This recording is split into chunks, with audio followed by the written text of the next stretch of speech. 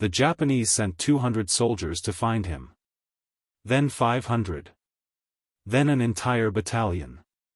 They set traps. They used dogs. They burned the jungle. Nothing worked. Every morning, more Japanese soldiers were found dead. Shot through the head. Throats slit. Bodies left as warnings. And no one, not a single person, ever saw the killer. The Japanese started calling him Guerrilla, the ghost. They believed he was a demon. A spirit of vengeance that couldn't be killed because it was never alive. They were wrong. He wasn't a ghost. He was a 24-year-old kid from Texas who had decided that the entire Japanese army was going to pay for what they did to his friends. 116 confirmed kills. 21 days. One man against thousands. This is how he did it. Before I tell you about the killing, you need to understand the man. His name was Sergeant Marcus Duke Henderson. Born March 15, 1920, in a small town outside of Austin, Texas, that most maps don't even bother to include. Population, 847. Main industry, cattle. Secondary industry, trying not to die from the heat. Duke. Everyone called him Duke because of the way he walked, this slow, confident swagger like he owned every room he entered. Grew up on a ranch that had been in his family for 4 generations. His great-grandfather had fought in the Civil War. His grandfather had chased Pancho Villa across the Mexican border. His father had been too young for the First World War but had always regretted missing it. The Henderson men were fighters. It was in the blood. And Duke was no exception. There's a story his mother used to tell about Duke when he was 7 years old. A rattlesnake had gotten into the chicken coop, a big one, almost 5 feet long, the kind that could kill a grown man if it got a good bite. Most kids would have run screaming for their parents. Duke picked up a shovel, walked into that coop, and beat the snake to death. When his mother found him, he was calmly collecting eggs like nothing had happened. The dead snake was lying in the corner, its head completely crushed. "Duke," his mother said, her voice shaking, "weren't you scared?" Duke looked at her with genuine confusion. "Of what?" "It was just a snake. I'm bigger than a snake." That was Duke Henderson at 7. Imagine what he was like at 24 with combat training and a burning need for revenge. Duke enlisted in the Army the day after Pearl Harbor. December 8, 1941. He was 21 years old, 6 feet 2 inches tall, and built like someone had carved a soldier out of Texas limestone. The recruiting sergeant took one look at him and smiled. "Son, you're exactly what we need." Duke went through basic training like it was a mild inconvenience. Scored expert on every weapon they put in his hands. Could run further, shoot straighter, and fight harder than anyone in his unit. But what really set him apart wasn't his physical abilities. It was his patience. Duke could sit perfectly still for hours. Days, if necessary. Waiting. Watching. His drill instructor noticed this and recommended him for specialized training. Scout Sniper School. The kind of training that turns men into ghosts. The training was brutal. 8 weeks of learning to move through any terrain without being seen. Learning to shoot from distances that seemed impossible. Learning to kill silently, efficiently, and without hesitation. Most recruits washed out within the first 2 weeks. Duke finished at the top of his class. His instructor, a grizzled Marine Corps veteran named Sergeant Major Thomas O'Brien, wrote in his final evaluation, "Private Henderson possesses an unusual combination of patience, precision, and what I can only describe as predatory instinct. He does not simply learn to hunt. He was born for it. Recommend immediate deployment to the Pacific Theater. This man will be worth a company of regular soldiers." O'Brien would later say it was the most accurate evaluation he ever wrote. Duke was assigned to the 24th Infantry Division and shipped to the Philippines in early 1942. The situation there was desperate. The Japanese had invaded in force, and American and Filipino forces were being pushed back on every front. Duke's unit was sent to reinforce the defensive lines on the Bataan Peninsula, the last American stronghold in the Philippines. What they found when they arrived was chaos. Exhausted soldiers. Dwindling supplies. A command structure that was falling apart under pressure. And a Japanese army that seemed to have infinite men and resources. Duke did what he was trained to do. He found the highest ground he could, set up a position, and started killing Japanese soldiers. Over the next 3 months, he would rack up 47 confirmed kills, more than any other sniper in his unit. But that number would seem small compared to what came later. The fall of Bataan on April 9, 1942, was one of the greatest disasters in American military history. Over 75,000 American and Filipino soldiers surrendered to the Japanese. What followed was the Bataan Death March, a 65-mile forced march that would kill between 5,000 and 18,000 prisoners through a combination of murder, starvation, disease, and exhaustion. Duke Henderson was not among the prisoners. When the order came to surrender, Duke looked at his commanding officer like he had grown a second head. "Sir, with respect, I don't surrender." Captain James Morrison, exhausted and broken after months of fighting, didn't have the energy to argue. "Duke, we don't have a choice. We're out of ammunition. Out of food. Out of everything." Duke shook his head. "You might be out of everything, sir. I'm not out of the fight." And then he did something that would change everything. He walked into the jungle and disappeared. For the first 2 weeks, Duke focused on survival. Finding water. Finding food. Avoiding Japanese patrols. The jungle of Bataan was dense, dangerous, and completely unforgiving. Poisonous snakes. Malaria-carrying mosquitoes. Plants that could kill you if you ate the wrong part. Duke had limited training in jungle survival, but he had something more important: the stubbornness of a Texas rancher. He learned by trial and error. Found streams that were safe to drink from. Identified plants that were edible. Built shelters that were invisible from 10 feet away. He was surviving. But he wasn't living. Just existing, day after day, in a green hell where everything wanted to kill him. And then, on day 16, everything changed. Duke was moving through the jungle, heading toward a stream he had found, when he heard voices. Japanese voices. He froze, then slowly lowered himself into the undergrowth. Through the leaves, he could see a Japanese patrol, about 20 men, escorting a group of American prisoners. The prisoners were in terrible condition. Barely clothed. Covered in wounds. Some could barely walk. And Duke recognized them. They were from his unit. Men he had fought beside for months. Men who had become his brothers.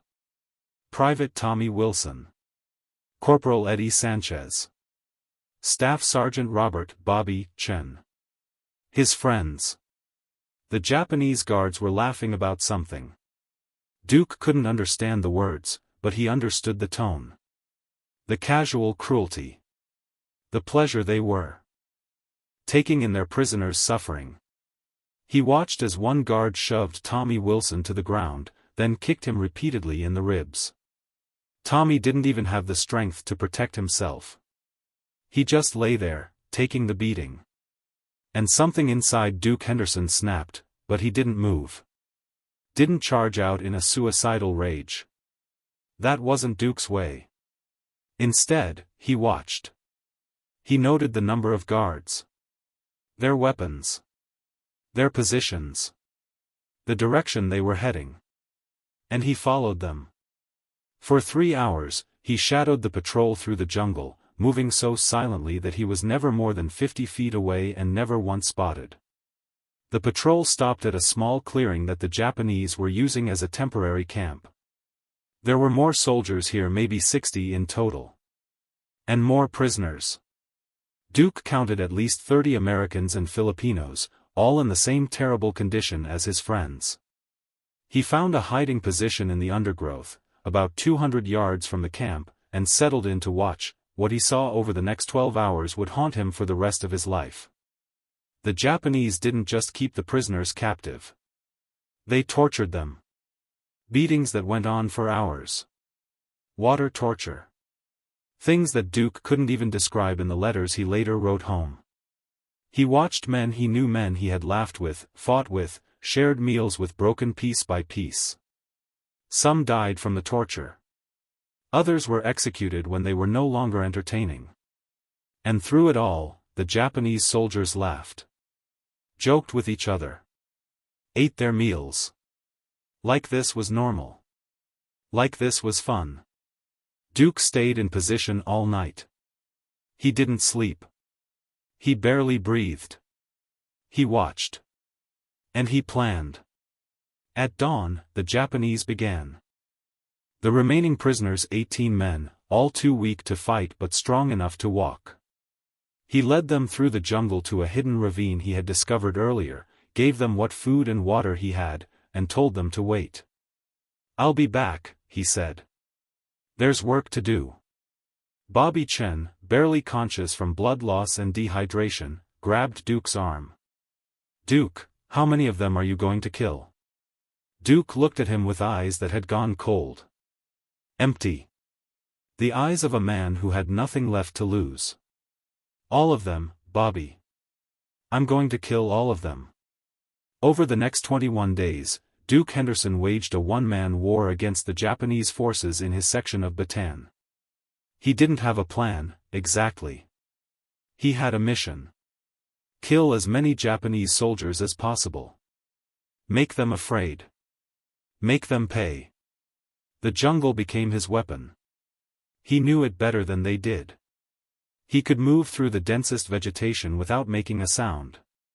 Could find water sources that weren't on any map. Could disappear into the undergrowth like he had never existed. The Japanese had thousands of men. Duke had terrain, patience, and a rage that burned hotter than the tropical sun. His tactics were brilliant in their simplicity. He never attacked the same way twice. Never stayed in one area long enough to be found. He would strike at dawn, then at midnight, then at noon, keeping the Japanese off balance, never letting them predict his next move. Sometimes he used his rifle, picking off soldiers from distances that seemed impossible. Sometimes he got close, using his knife for silent kills that left no evidence of what had happened until the bodies were discovered. Sometimes he set traps, primitive but effective, using the jungle itself as a weapon. Deadfalls. Punji stakes. Tripwires attached to the pins of grenades he had salvaged from dead Japanese soldiers. The psychological effect was devastating. Japanese soldiers started refusing to go on patrol. They saw threats in every shadow, heard footsteps in every rustle of leaves. They started killing each other. Friendly fire incidents caused by nerves stretched to the breaking point. Officers who had laughed at their prisoners' suffering now flinched at every unexpected sound. The ghost was out there. The ghost was always watching. And the ghost could not be killed. The Japanese brought in tracker specialists who could follow a trail through any terrain. Duke killed them within days of their arrival. They brought in hunting dogs. Duke killed the dogs, then killed the handlers, then left the bodies where other patrols would find them. Every countermeasure they tried, he defeated. Every trap they set, he avoided. It was like fighting smoke. Let me tell you about Day 7.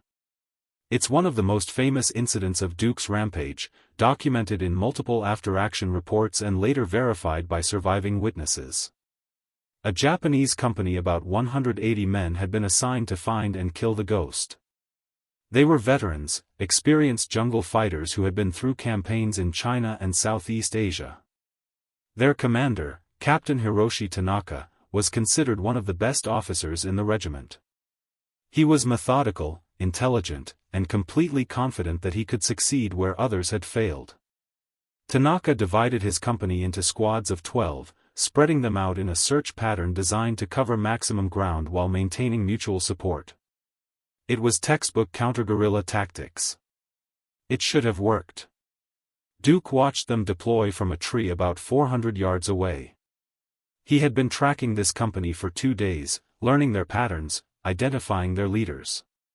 He knew Tanaka was the key. Kill the head, and the body would die. But getting to Tanaka wouldn't be easy. The captain stayed in the center of his formation, protected by layers of soldiers. A direct assault was impossible. So Duke did something else. He started picking off the outer squads, one soldier at a time.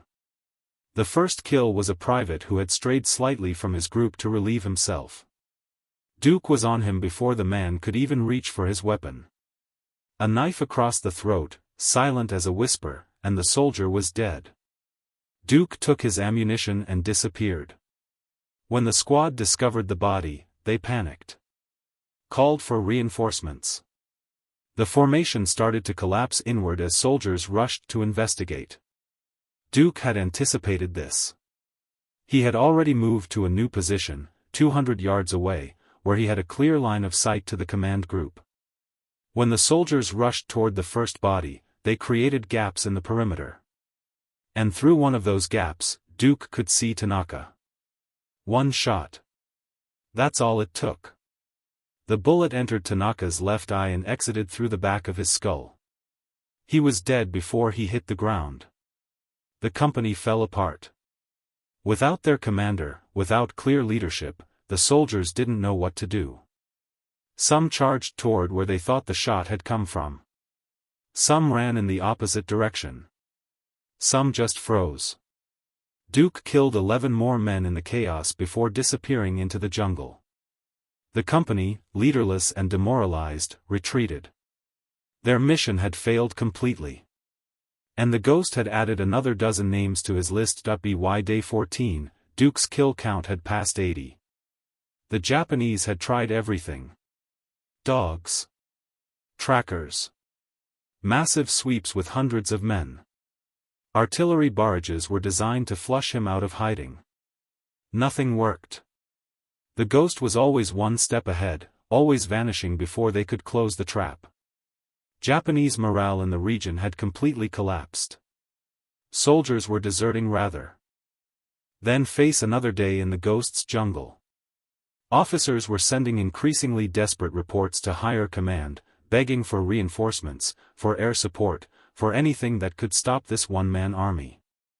The Japanese high command was at a loss. How do you fight an enemy you can't find? How do you kill a ghost? But Duke was paying a price, too. 3 weeks of constant movement, constant vigilance, and constant killing had taken their toll. He had lost almost 30 pounds weight he couldn't afford to lose. His clothes were rotting off his body. Cuts and scratches had become infected in the tropical humidity.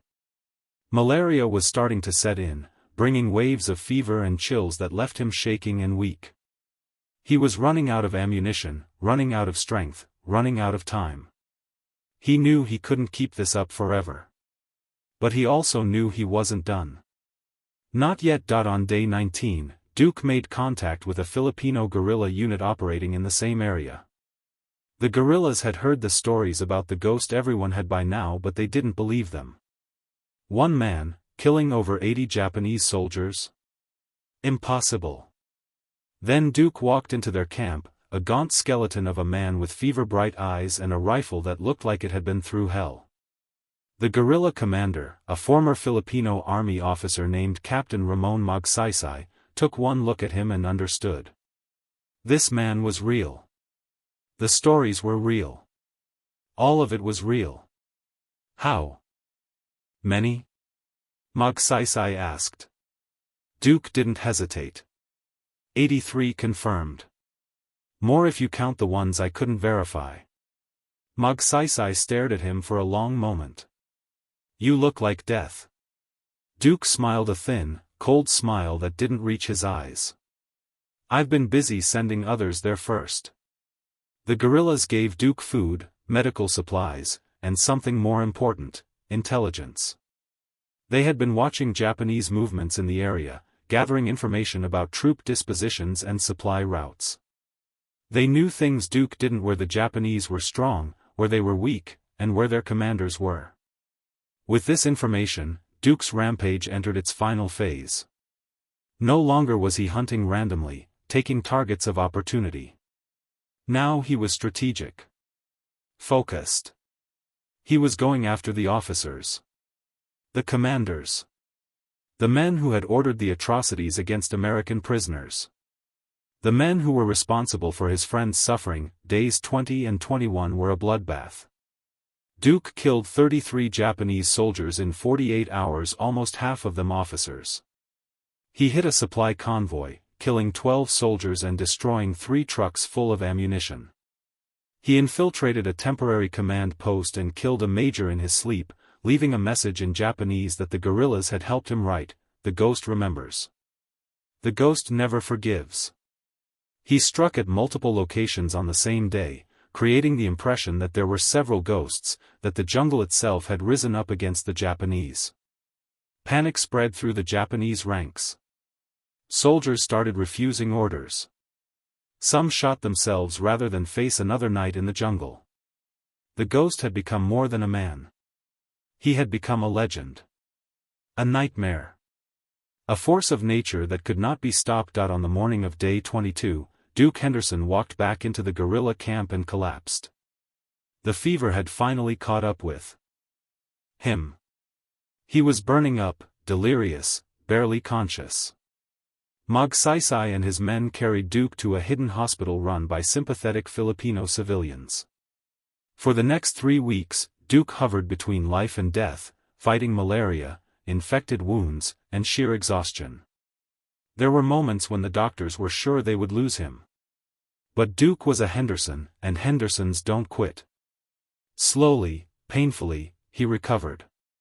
And when he was finally well enough to talk, the first thing he asked was, "How many?" Magsaysay understood the question. "We counted the bodies we could find. Verified the reports we could verify. The total, as best we can determine, is 116 confirmed Japanese dead. Probably more than we couldn't confirm. You killed more Japanese soldiers in 3 weeks than most battalions kill in a year." Duke didn't celebrate. Didn't smile. He just nodded. It's not enough. And in his mind, it never would be. No matter how many he killed, it couldn't bring back Tommy Wilson. Couldn't bring back Eddie Sanchez.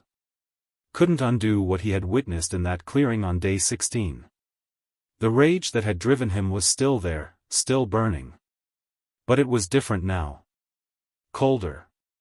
More controlled.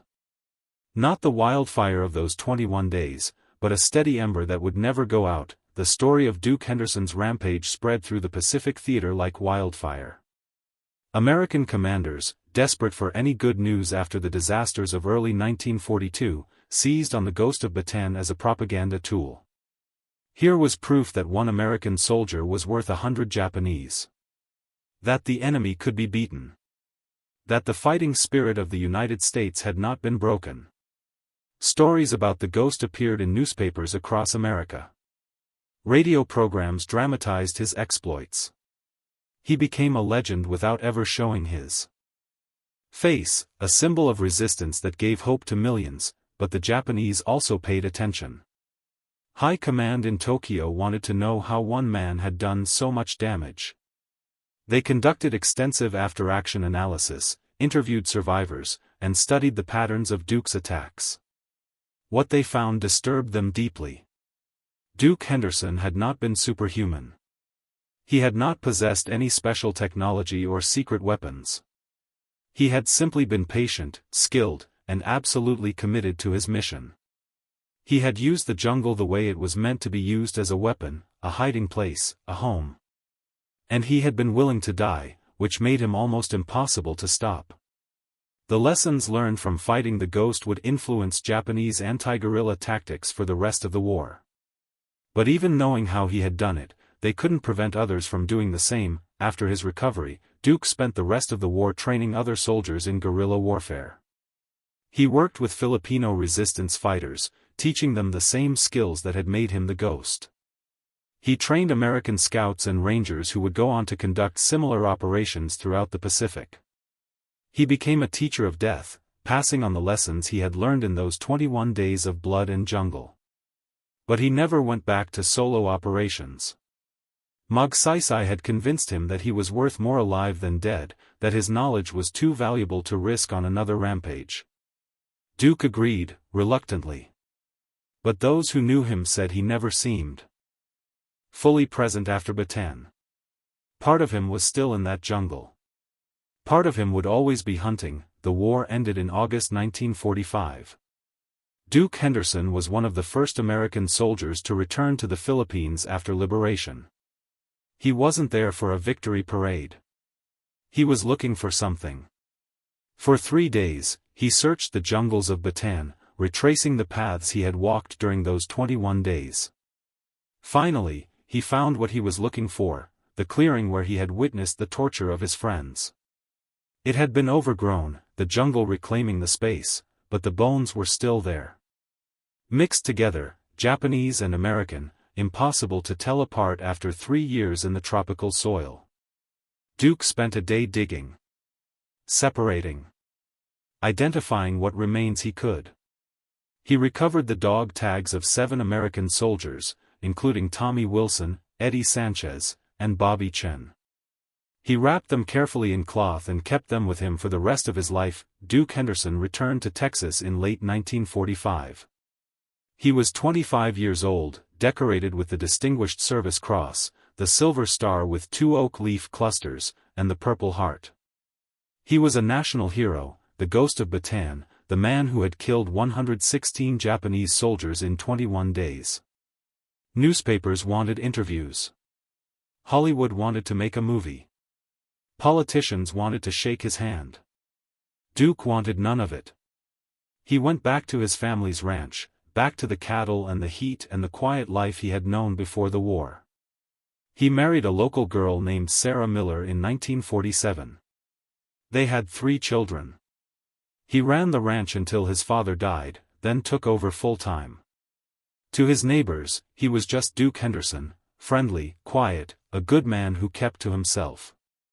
Most of them had no idea what he had done during the war, but the war never really left him. Duke suffered from what we would now call PTSD nightmares, flashbacks, moments when he would suddenly be back in the memories of friends he couldn't save. In his final months, he started talking more about the war. Telling Sarah things he had never shared before. Writing letters to the families of men who had served with him. Making peace, perhaps, with the ghost he had become. He was buried in the small cemetery outside his hometown, next to his parents and grandparents. His tombstone is simple, just his name and dates and the words he had requested. He never forgot. But Duke Henderson's legacy extends far beyond that grave in Texas. The tactics he pioneered or rediscovered, or perfected during those 21 days became part of the official training manual for U.S. Army Special Forces. His techniques for jungle warfare, for solo survival operations, for psychological warfare against a superior enemy, are still taught today. Every Green Beret who learns to operate behind enemy lines, every Navy SEAL who trains for long-range reconnaissance, every Army Ranger who studies unconventional warfare owes something to the ghost of Bataan. Duke never wrote a memoir. Never gave detailed interviews. But the people he trained wrote things down. The after-action report survived. And the lessons he taught were passed from generation to generation of special operators. There's another aspect of Duke's story that deserves attention, the psychological aspect. How does a man do what Duke did? How does someone kill 116 people in 21 days and remain functional? The answer is complicated, and it says something important about the nature of war and the human capacity for violence.